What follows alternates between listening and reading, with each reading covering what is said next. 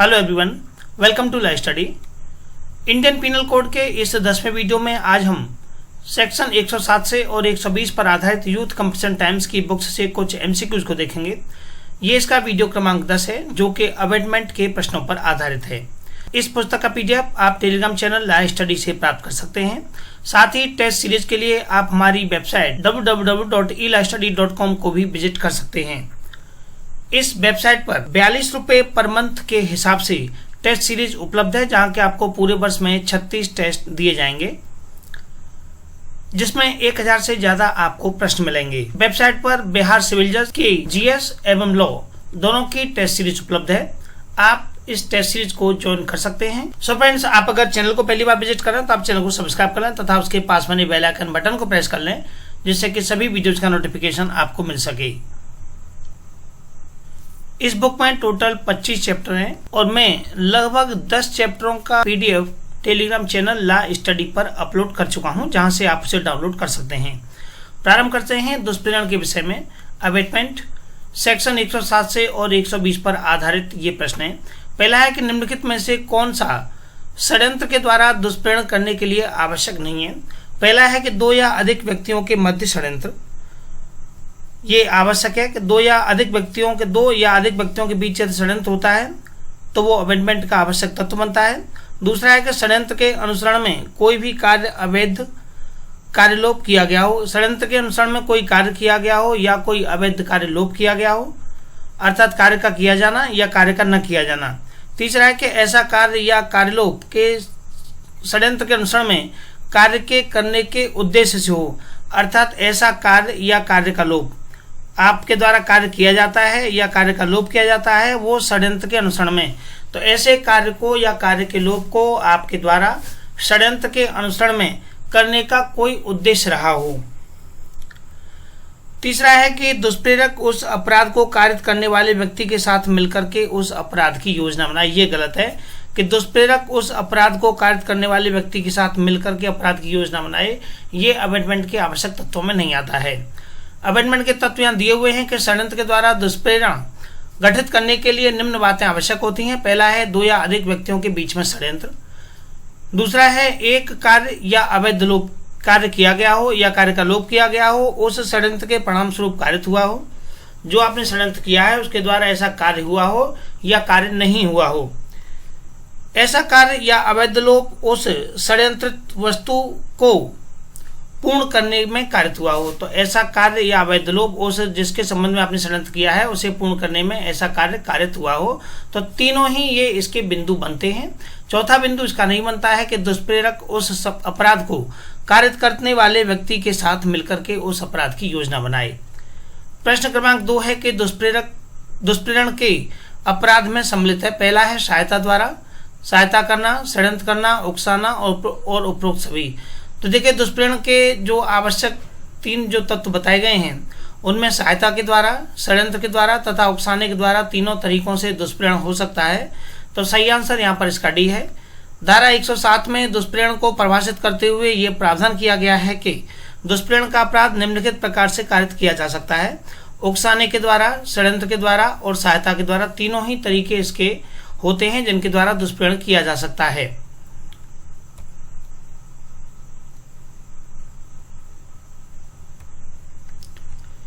अगला प्रश्न है, एक पुरोहित जिसने कि साशय अवैध विवाह करवाया और इस प्रकार के विवाह के हो जाने में अपना योगदान दिया है। अब देखिए, यहाँ इसने षड्यंत्र नहीं रचा, इसने केवल सहायता की है। पुरोहित के द्वारा केवल सहायता की गई है विवाह को कराने में, तो ये दुष्प्रेरण हेतु दायी है। किस तरह के दुष्प्रेरण के संबंध में इसे दायी ठहराया जाएगा, ये पूछा गया है। तो देखिए, उकसाने के द्वारा, इसने उकसाने की बात यहाँ नहीं कही गई है कि पुरोहित ने विवाह को कराने के लिए किसी को उकसाया हो, नहीं कहा है। केवल ये कहा है कि साशय अवैध विवाह करवाया। षड्यंत्र के द्वारा, षड्यंत्र की बात नहीं कही है, केवल साशय सहायता की बात कही है। उसने विवाह को कराने में सहायता दी है, तो केवल सी इसका सही आंसर है कि साशय सहायता के द्वारा। दंड संहिता की धारा 107 का 3 कि पुरोहित साशय सहायता के माध्यम से दुष्प्रेरण का दोषी है। प्रश्नगत समस्या एम्परर बनाम उर्मी के वाद पर आधारित है। ये समस्या है, ये केसेज है एम्परर बनाम उर्मी का। जिसके आधार पर यह समस्या दी हुई है। 107(1) में उकसाने के द्वारा, 107(2) में षड्यंत्र के द्वारा तथा 107(3) में सहायता के द्वारा दुष्प्रेरण को बताया गया है। ये तीनों के क्रम है, याद रखिएगा, 107(1), 107(2) और 107(3). भारतीय दंड संहिता की किस धारा के अंतर्गत दुष्प्रेरण का प्रावधान किया गया है? तो धारा 107 ये दुष्प्रेरण के संबंध में प्रावधान करती है, और 107(1) उकसाने के द्वारा, 107(2) ये षड्यंत्र के द्वारा तथा 107(3) ये साशय सहायता के द्वारा दुष्प्रेरण के संबंध में बताती हैं, और धारा 108 में दुष्प्रेरक को परिभाषित किया गया है। प्रश्न क्रमांक 5 है कि गलत उत्तर को बताइए। पहला है दुष्प्रेरण की निम्नलिखित रीतियां हैं। उकसाने के द्वारा, षड्यंत्र में शामिल होना तथा सहायता के द्वारा, ये तीनों ही रीतियां दुष्प्रेरण के संबंध में हैं। हमें केवल गलत चीज पूछी है कि कौन सा गलत है, तो उपरोक्त में से कोई भी नहीं। सही ऑप्शन यहाँ पर डी हो जाएगा कि उपरोक्त में से कोई भी गलत नहीं है। उकसाने को लेकर के, षड्यंत्र को लेकर के और साशय सहायता को लेकर के यहाँ धारा 107 ये प्रावधान करती है।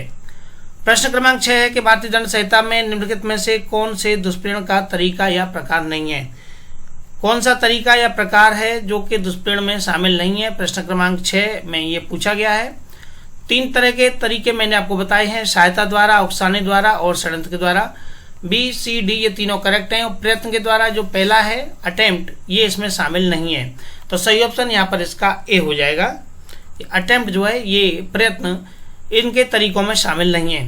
दंड संहिता का ये अध्याय 5 है, जो धारा 107 से 120 तक दुष्प्रेरण के विषय से संबंधित है, तथा भारतीय दंड संहिता की धारा 107(1) उकसाने के द्वारा, 107(2) षड्यंत्र के द्वारा तथा 107(3) साशय सहायता के द्वारा दुष्प्रेरण के अपराध का प्रावधान करती है। एम्परर बनाम उर्मी का मामला 1882, ये सहायता के द्वारा दुष्प्रेरण का दोषी, जैसा कि अभी हमने ऊपर पढ़ा था कि एक पुरोहित के द्वारा साशय सहायता करके जो विवाह करवाया गया था। और दूसरा है क्वीन बनाम मोहित पांडे, ये प्रत्यक्ष उकसाने के द्वारा दुष्प्रेरण के मामले को लेकर के है।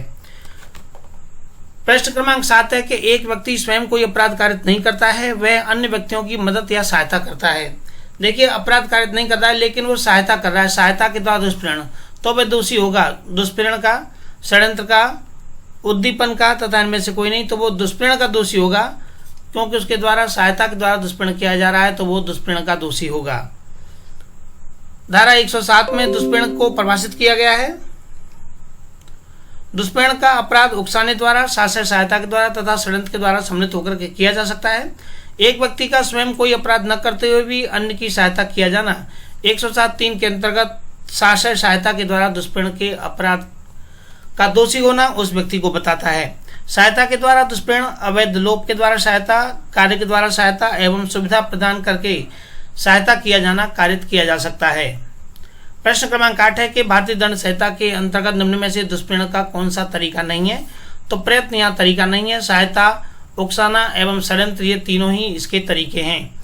प्रश्न क्रमांक 9 है, ध्यानपूर्वक समझिएगा कि क के द्वारा ख को ग की हत्या के लिए उकसाया जाता है।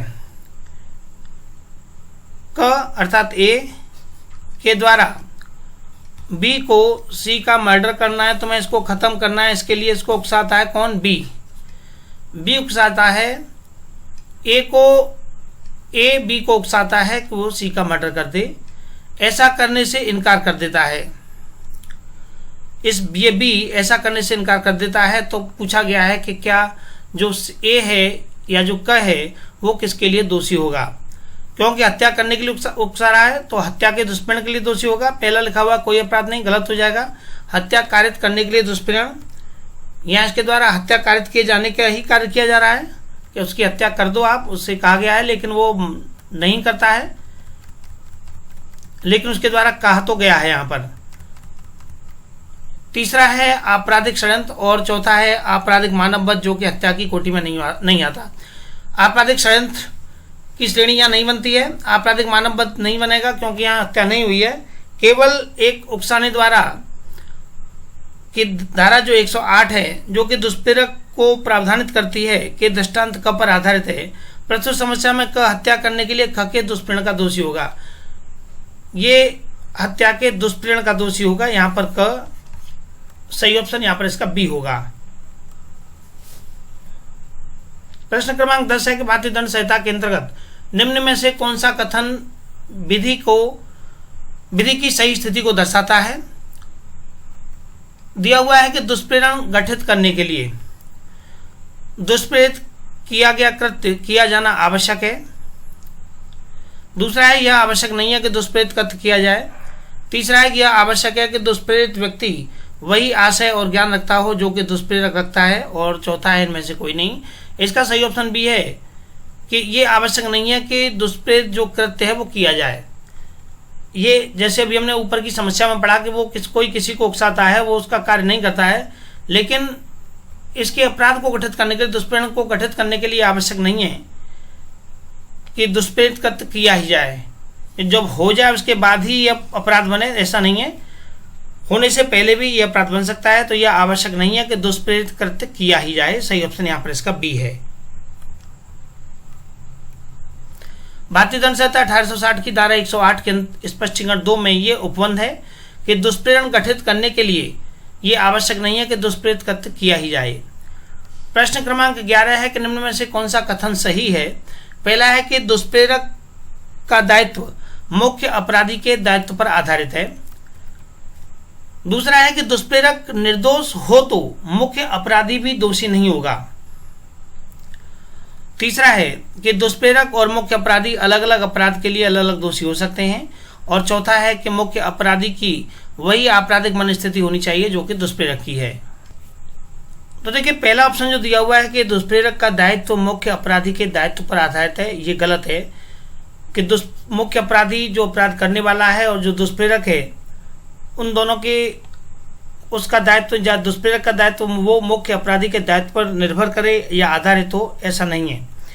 बी है कि दुष्प्रेरक निर्दोष हो तो मुख्य अपराधी भी निर्दोष ही होगा, ये भी जरूरी नहीं है। तीसरा है कि दुष्प्रेरक और मुख्य अपराधी अलग अलग अपराध के लिए अलग अलग दोषी हो सकते हैं। हाँ, ये बात है कि दुष्प्रेरक और मुख्य अपराधी अलग अलग अपराध के लिए अलग अलग दोषी हो सकते हैं। ऐसा हो सकता है कि जो अपराध करने वाला व्यक्ति है वो उस दुष्प्रेरक द्वारा बताए गए अपराध से कुछ ज़्यादा अपराध कर दे या कुछ कम अपराध करते, तो दोनों ही अलग अलग अपराध के लिए दोषी हो सकते हैं। मान लीजिए उसने दुष्प्रेरक के द्वारा ये कहा गया था मुख्य अपराधी से कि आपको केवल घर में आग लगा के आनी है, और आग लगाने के साथ साथ यदि वो घर में से चोरी भी कर लेता है तो वो चोरी के लिए भी दोषी माना जाएगा। तो इस तरह से यहाँ दुष्प्रेरक और मुख्य अपराधी दोनों अलग अलग अपराध के लिए अलग अलग दोषी हो सकते हैं। चौथा है कि मुख्य अपराधी की वही आपराधिक मनस्थिति होनी चाहिए जो दुष्प्रेरक की है। ये आवश्यक नहीं है कि दोनों की मनस्थिति एक जैसी हो।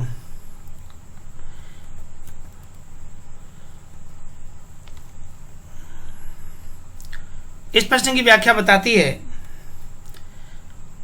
कि दुष्प्रेरक की भारतीय दंड संहिता की धारा 108 में परिभाषित किया गया है दुष्प्रेरक को। दुष्प्रेरक वह व्यक्ति होता है जो कि अपराध के किए जाने का दुष्प्रेरण करता है।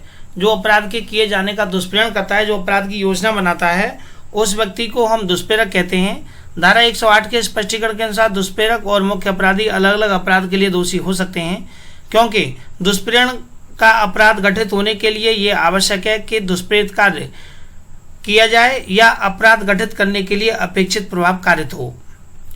प्रश्न क्रमांक 12 है कि ग की हत्या करने के लिए ख को क उकसाता है। सी का मर्डर करना है, ए या बी को उकसाता है। ए बी से कहता है कि भाई तुम जाओ और सी का मर्डर कर दो। बी ऐसा करने से इनकार कर देता है। बी के द्वारा ऐसा करने से इनकार कर दिया गया कि भाई मैं ऐसा नहीं करता।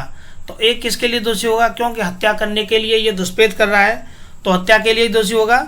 तो किसी अपराध का नहीं, ये गलत हो जाएगा। हत्या करने के दुष्प्रेरण का सही ऑप्शन हो जाएगा हत्या करने के दुष्प्रेरण का। हत्या का प्रयत्न यूं नहीं आएगा क्योंकि हत्या हुई नहीं है, केवल अभी दुष्प्रेरण किया जा रहा था। तो सही ऑप्शन यहाँ पर इसका सी होगा। धारा 108 के स्पष्टीकरण 2 के प्रभाव में क हत्या करने के लिए ख के दुष्प्रेरण का दोषी है। स्पष्टीकरण 2 के अनुसार दुष्प्रेरण का अपराध गठित करने के लिए यह आवश्यक नहीं है कि दुष्प्रेरित कार्य किया जाए या अपराध गठित करने के लिए अपेक्षित प्रभाव कारित हो। प्रश्न क्रमांक 13 है कि निम्नलिखित कथनों में से कौन सा सही नहीं है? दुष्प्रेरण का दुष्प्रेरण कोई अपराध नहीं होता है। बी है कि किसी भी कार्य के अवैध लोभ का दुष्प्रेरण अपराध की कोटि में आ सकता है। तीसरा है दुष्प्रेरण का अपराध गठित होने के लिए यह आवश्यक नहीं है कि अपेक्षित प्रभाव कारित हो। और चौथा है कि यह आवश्यक नहीं है कि दुष्प्रेरित व्यक्ति अपराध करने के लिए विधि के अनुसार समर्थ हो। तो देखिए, यहाँ जो ऑप्शन ए है ये गलत है, ये सही नहीं है कि दुष्प्रेरण का दुष्प्रेरण कोई अपराध नहीं होता। जबकि धारा 108 में के स्पष्टीकरण में ये बताया गया है कि दुष्प्रेरण का दुष्प्रेरण भी अपराध होता है। ये सही नहीं है, बाकी ये सभी सही है कि किसी भी कार्य के अवैध लोप का दुष्प्रेरण, कोई कार्य किया जा रहा है उसका अवैध लोप किया जाना का दुष्प्रेरण अपराध की कोटि में आ सकता है। दुष्प्रेरण का अपराध गठित करने के लिए यह आवश्यक नहीं है कि अपेक्षित प्रभाव कारित हो। और चौथा है कि यह आवश्यक नहीं है कि दुष्प्रेरित व्यक्ति अपराध करने के लिए विधि के अनुसार समर्थ हो। धारा 108 के स्पष्टीकरण 4 में यह कहा गया है कि अपराध का दुष्प्रेरण अपराध होने के कारण ऐसे दुष्प्रेरण का दुष्प्रेरण भी अपराध होता है, इसीलिए विकल्प ए का कथन ये सही नहीं है। प्रश्न क्रमांक 14 है कि क ख को घ की हत्या के लिए दुष्प्रेरित करता है। क करता है ख को घ की हत्या के लिए, ए करता है बी को कि तुम डी की हत्या कर दो। ख दुष्प्रेरण के अनुसरण में घ को छुरा भोंक देता है। ये क्या करता है, हत्या के लिए करता है, लेकिन ये इसको छुरा भोंक देता है। घ घाव से स्वस्थ हो जाता है। जो घ है इसका छुरा भोंकता है तो ये घाव से ठीक हो जाता है। तो इस मामले में क्योंकि ए के द्वारा हत्या के लिए दुष्प्रेरण किया गया था तो ये हत्या के लिए ही दोषी रहेगा।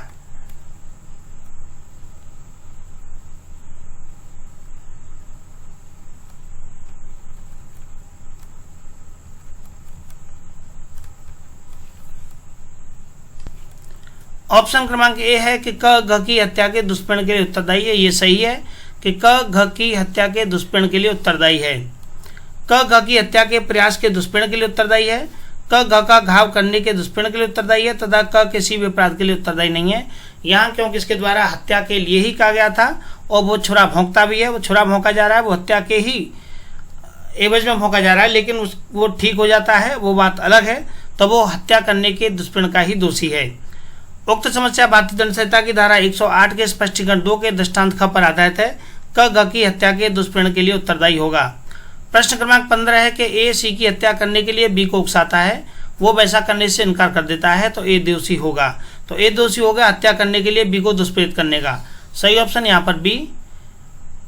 ए सी की हत्या करने के लिए वही प्रश्न है, ए सी की हत्या करने के लिए बी को उकसाता है, बी को उकसाया जा रहा है कि वो सी की हत्या कर दे और बी वैसा करने से इनकार कर देता है। तो ए दोषी होगा कि इसके लिए हत्या करने के लिए बी को दुष्प्रेरित करने का।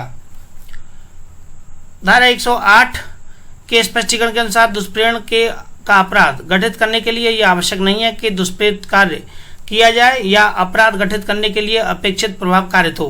बी द्वारा सी की हत्या करने से इनकार करने पर भी ए ने हत्या करने के लिए बी को दुष्प्रेरित करने का अपराध कारित किया है तथा भारतीय दंड संहिता की धारा 1860 की धारा 116 के अधीन जो दंडनीय है।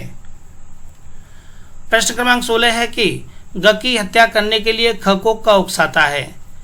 वही कंडीशन कि सी की हत्या करने के लिए बी को ए के द्वारा उकसाया जाता है और बी वैसा करने से इनकार कर देता है। बी ऐसा करने से इनकार कर देता है तो ख दुष्प्रेरण का दोषी है, ख दोषी नहीं है। क हत्या के दुष्प्रेरण का दोषी होगा। सही ऑप्शन यहाँ पर बी है क्योंकि ख के द्वारा ऐसा कार्य किया जा रहा है।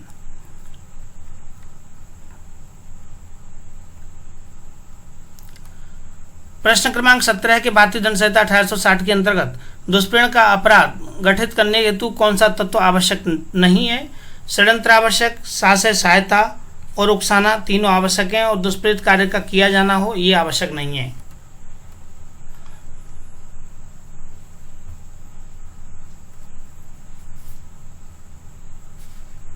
प्रश्न क्रमांक 18 है कि ए भारत में बी को जो कि पाकिस्तान में एक विदेशी है पाकिस्तान में हत्या करने के लिए उकसाता है, बी हत्या कर देता है। इस मामले में ए भारत में बी को जो कि पाकिस्तान में एक विदेशी है, बी को उकसा रहा है जो कि पाकिस्तान में एक विदेशी है, पाकिस्तान में हत्या करने के लिए उकसाता है और बी हत्या कर देता है। तो यहाँ ए हत्या के दुष्प्रेरण का दोषी है, ए किसी अपराध का दोषी नहीं है, ए हत्या का दोषी है तथा ए उपयुक्त में से कोई नहीं। तो ए हत्या के दुष्प्रेरण का दोषी होगा। सही ऑप्शन यहाँ पर इसका ए है। प्रश्न समस्या भारतीय दंड संहिता 1860 की धारा 108 के ए पर आधारित है। इस मामले में ए हत्या के दुष्प्रेरण का दोषी होगा। धारा 108 ए के अनुसार वह व्यक्ति भारतीय दंड संहिता के अंतर्गत अपराध का दुष्प्रेरण करता है जो भारत और उससे परे किसी भी ऐसे कार्य के लिए किए जाने का भारत में दुष्प्रेरण करता है जो भारत अपराध होगा यदि वो भारत में किया जाता है। अगला प्रश्न है प्रश्न क्रमांक 19 कि ख को ग का घर जलाने के लिए दुष्प्रेरित करता है। ए बी से कहता है कि तुम सी का घर जला दो, ख घर को जला देता है, इस बी के द्वारा सी का घर जला दिया जाता है। तो देखिए सबसे पहली कंडीशन तो ये हो गई कि ये घर जलाने के लिए दुष्प्रेरण का दोषी हो गया आपका ए। इतनी कंडीशन आपको क्लियर होगी। ए दोषी होगा किसके लिए? घर जलाने के, दुष्प्रेरण करने के लिए दोषी है। ख घर को जला देता है तथा उसी समय वहां संपत्ति की चोरी कर लेता है। अब ये उसी समय वहां बी जो है संपत्ति की चोरी भी कर लेता है, तो क्या क दोषी है? तो क तो यहाँ पर केवल उसके किसके लिए दोषी है कि उसने केवल घर जलाने के लिए कहा था, तो वो केवल घर जलाने के लिए दोषी होगा। चोरी के दुष्प्रेरण के लिए, घर जलाने के दुष्प्रेरण के लिए, तो सही ऑप्शन यहाँ पर बी है कि इसका घर जलाने के दुष्प्रेरण के लिए दोषी है। लेकिन अगर वहाँ बात चोरी की आती है तो चोरी के लिए जो दुष्प्रेरण का जो कार्य किया गया है, चोरी का अपराध जो किया गया है, वो बी के द्वारा किया गया है। यहाँ ए का इसमें कोई भी रोल नहीं है। प्रस्तुत समस्या ये भारतीय दंड संहिता की धारा 111 के दृष्टांत ख पर आधारित है।